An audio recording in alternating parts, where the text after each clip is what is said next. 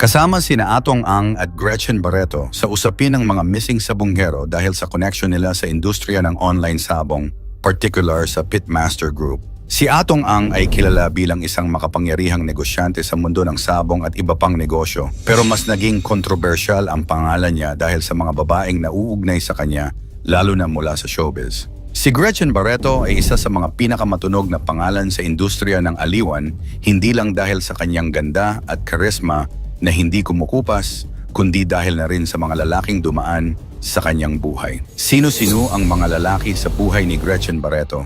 At sino-sino ang mga babaeng dumaan sa buhay ni Atong Ang? Yan ang ating aalamin.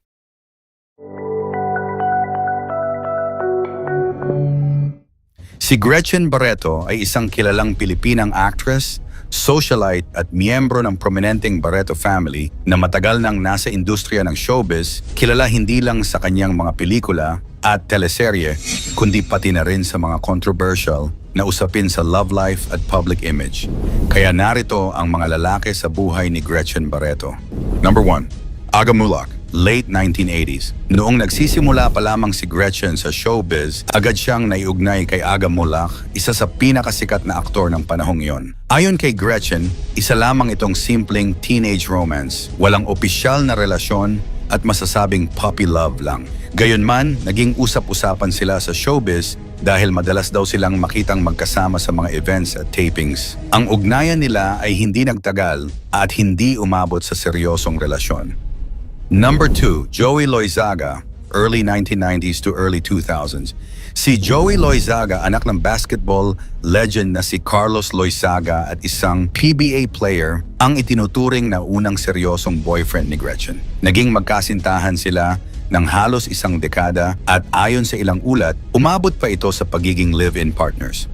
Ikinuwento pa ni Gretchen sa ilang panayam na madalas siyang manood ng mga laro ni Joey habang nasa Team Ginebra ito at naging bahagi siya ng basketball scene bilang muse. Bagamat tahimik ang kanilang relasyon sa media, may ilang chismis na nagsasabing naging komplikado ito dahil sa karera ni Gretchen at issue ng selos. Bong Revilla, mid-1990s. Naging controversial ang di umano'y 4 na buwang relasyon ni na Gretchen at Bong Revilla matapos ang kanilang pagtatambal sa pelikulang Ako ang Katarungan. Sa panahong iyon, kasal na si Bong kay Lani Mercado at may 3 na silang anak, habang si Gretchen naman ay nasa relasyon pa kay Joey Loizaga. Ayon sa mga ulat, naging malapit sila sa set ng pelikula at doon nagsimula ang kanilang ugnayan. Nang matapos ito, humingi raw ng tawad si Gretchen kay Lani at tinanggap naman ito. Nanatili raw silang magkaibigan ni Bong kahit natapos ang issue, ngunit ang affair na ito ay isa sa mga tumatak na eskandalo sa kanyang buhay pag-ibig. Number 4, Tony Boy Cojuangco, mid-90s to present. Ang pinakamatagal at pinakatanyag na relasyon ni Gretchen ay kay Tony Boy Cojuangco, isang negosyante at miyembro ng prominenteng Cojuangco clan. Magka-live-in na sila simula pa noong mid-1990s at nagkaanak ng isang babae na si Dominique. Bagamat hindi sila legal na ikinasal, dahil kasal pa rin si Tony Boy sa kanyang unang asawa, itinuring nila ang isa't isa bilang tunay na partner. Sa kabila ng ilang issue at intrigang lumutang lalo na ang mga chismis ng third party, nanatili silang magkasama sa paglipas ng mga taon. Maraming beses na ring naipakitang handang ipaglaban ni Gretchen ang relasyon nila sa harap ng media at publiko. Number 5, John Estrada, 2007. Noong taong 2007, naging laman ng mga balita si Gretchen at aktor na si John Estrada matapos lumabas ang isang litrato kung saan kitang-kitang naghahalikan sila sa isang birthday party ni Rufa May Quinto. Tinawag ito ng publiko bilang kiss scandal at agad na naging viral. Aminado si John na nangyari nga ito pero iginiit niyang pareho silang lasing at wala siyang intensyong saktan ng sinuman. Pinayuhan din niya ang publiko na huwag husgahan si Gretchen dahil mabuti raw itong tao. Si Gretchen naman ay piniling manahimik sa issue, lalo't nasa matagal ng relasyon siya noon kay Tony Boy Cojuangco. Agad din silang lumipad pa Amerika para sa isang medical na operasyon ni Tony Boy na siyang nagpatahimik sa issue. Number 6, Dodi Puno, year 2008. Isang taon matapos ang issue kay John, lumabas naman ang balita tungkol kay Dodi Puno, Executive Director ng DPWH Road Users Tax Board at kapatid ng mga prominenteng personalidad gaya ni na Ronaldo at Dong Puno. Ayon sa mga chismis, Ilang beses daw silang nakitang magkasama ni Gretchen sa mga salo-salo at events. At sinasabing inalok pa raw niya ito ng kasal. Bagamat walang opisyal na kumpirmasyon mula sa kampo ni Gretchen, may mga usap-usapang seryoso raw si Dodi sa panliligaw at tila interesado si Gretchen dahil sa kagustuhang maranasan ang kasal. Sa huli, hindi rin natuloy ang anumang plano at nanatiling chismis lang ang lahat. Number 7. Ricky Yabut, 2008. Ilang buwan lang ang lumipas, muling naging sentro ng intriga si Gretchen matapos makita siyang kahalikan si Ricky Yabut sa isang bar sa Makati. Si Ricky ay kapatid ni Denise Yabut, ang legal na asawa ni Tony Boy Cojuangco, kaya naging mas sensitibo ang issue. Mas naging komplikado ang sitwasyon nang mapansin ng media ang tensyon sa isang birthday party ni Senator Jinggoy Estrada kung saan naroon si Sita Revilla Yabut, dating asawa ni Ricky, na umano'y lumapit kay Tony Boy habang umiiyak at nagsusumbong tungkol sa nangyari. May mga saksi raw na nagsabing may naganap na komprontasyon, ngunit sa kabila ng lahat, nanatili pa rin sina Gretchen at Tony Boy bilang magpartner.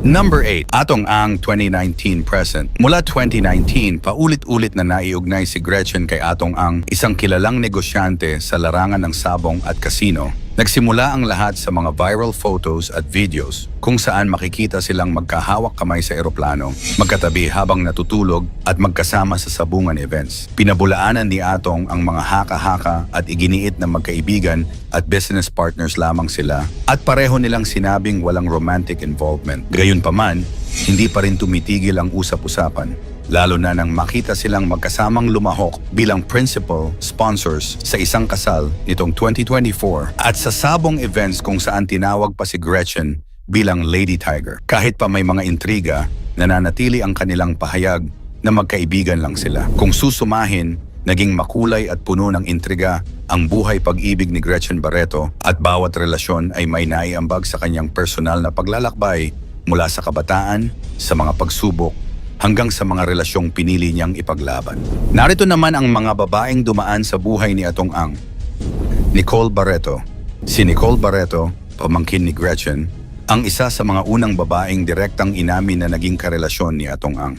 Ayon sa mga ulat, tumagal ang relasyon nila ng halos 5 taon. Malapit daw si Atong sa buong pamilya Barreto noong panahong iyon at ilang beses ding nakita sa mga pampublikong okasyon kasama si Nicole. Ngunit matapos ang burol ng ama ni na Nicole at Gretchen noong 2019, lumala ang tensyon sa pamilya nang dumating si Atong kasama si Gretchen, bagay na hindi ikinatuwa ni Nicole. Mula noon, tumanggi na si Atong na magsalita tungkol sa relasyon nila at sinabi na pareho na silang may sariling pamilya. Mariin niyang itinanggi na inagaw siya ni Gretchen mula kay Nicole at iginiit na hindi dapat matawag na girlfriend ang isang taong hindi niya talaga naging romantikong partner. Claudine Barreto, rumored undated, possibly early 2010. Walang malinaw na time frame pero lumabas sa mga revelasyon ng mismong mga Barreto na si Claudine, isa pang kapatid ni na Gretchen at tita ni Nicole, ay minsan ding naiugnay kay Atong. Ayon sa ulat, si Marichi Barreto, ina ni Nicole, ang naglapit kay Claudine kay Atong para humingi ng tulong sa personal na problema nito kay Martin Castro. May mga kumalat na chismis na may namagitan sa kanila, ngunit hindi ito direktang kinumpirma ni Claudine o ni Atong. Sa isang punto, sinabi ni Gretchen na si Nicole ang umagaw kay Atong mula kay Claudine, dagdag pa sa gusot ng pamilya.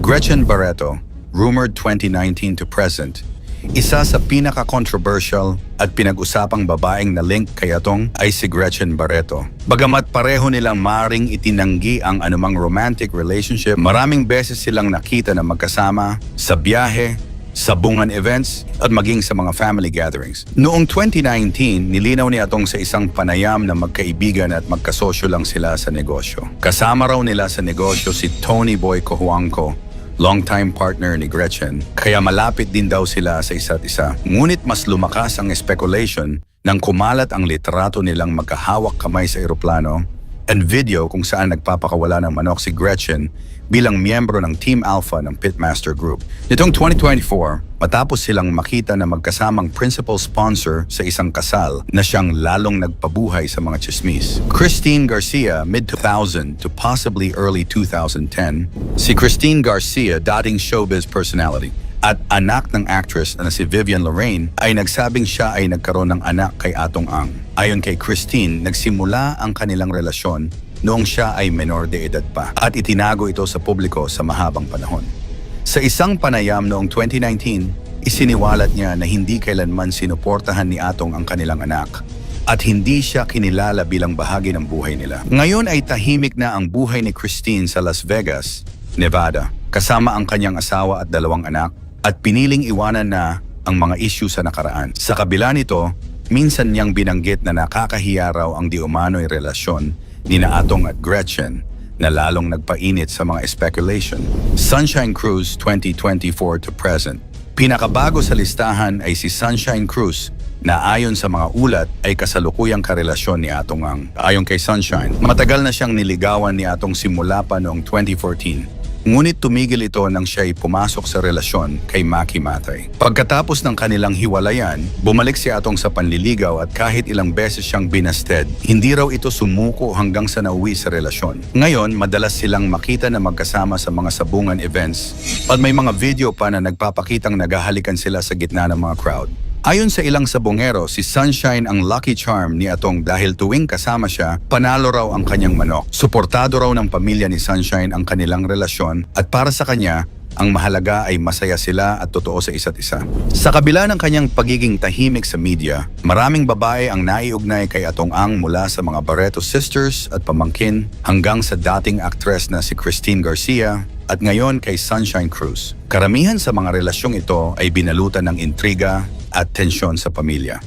Pero sa dulo, si Atong ay patuloy na naninindigan sa kanyang personal na privacy at pagtuon sa negosyo at pamilya. Sa kabila ng lahat ng intriga, kontrobersya at chismis na bumalot sa kanilang mga pangalan, sina Atong Ang at Gretchen Barreto ay nananatiling matatag sa kanilang mundo, si Atong bilang isang maimpluwensyang negosyante at si Gretchen bilang isang hindi matitinag na personalidad sa showbiz at high society. Bagamat maraming beses silang naipit sa issue mula sa mga relasyon hanggang sa kontrobersyal na pagkawala ng mga sabongero, pareho nilang piniling manahimik, umiwas sa gulo at patuloy na itaguyod ang imahe nilang gusto nilang panatilihin. Sa dulo, sila ay mga taong piniling tahakin ang sariling landas, kung saan ang totoo at hindi totoo ay nananatiling palaisipan para sa publiko. Kung nagustuhan mo ang ating video, paki-like, comment and subscribe.